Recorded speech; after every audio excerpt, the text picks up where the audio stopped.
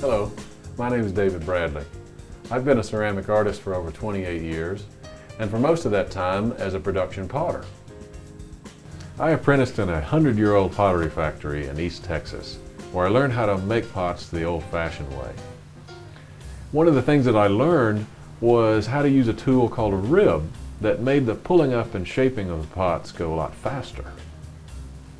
I've designed a tool that combines several ribs in one that will help you make pots faster and easier.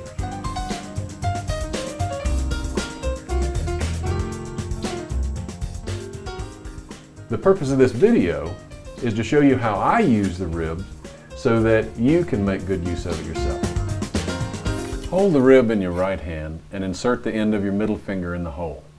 This will allow you to grip the rib securely as you use it to apply pressure to the side of your pot.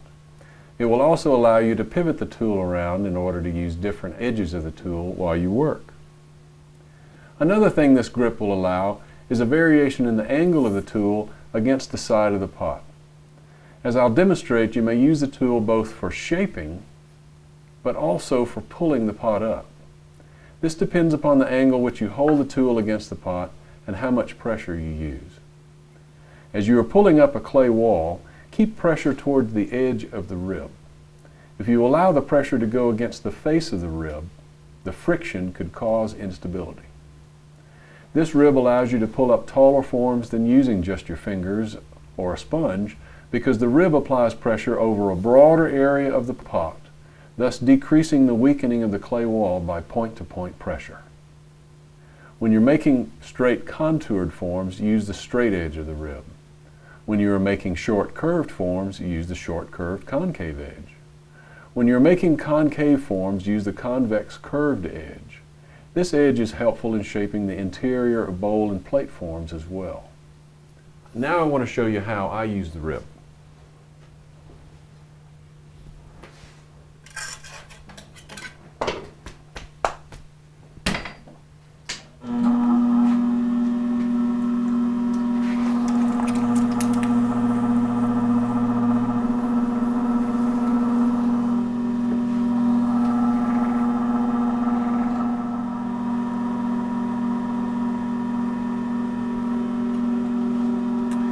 After pulling up the pot and getting the wall thickness to an even thickness from top to bottom, I use the rib, first of all, to scrape away a little bit of the excess clay at the bottom, holding it perpendicular to the pot. And then I'll turn it flat to the pot, push in firmly with the rib against my hand on the inside, against one finger on the inside.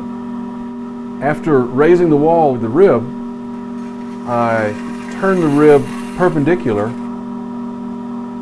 for shaping. Light pressure with the rib, keeping the form steady and centered.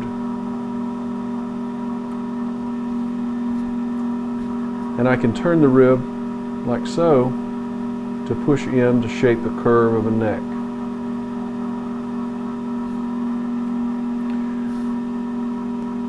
I can use a corner of the rib to apply accent marks to certain parts of the form. I can use the corner of the rib at the bottom to push in against my fingertip on the inside to thin that lower part of the wall. Holding the rib at a low angle like so, I can trim a bevel under the bottom of the pot. And notice that I don't have to use much water. The rib, because it has so little drag or friction on the surface, means that you don't have to use much water for lubrication.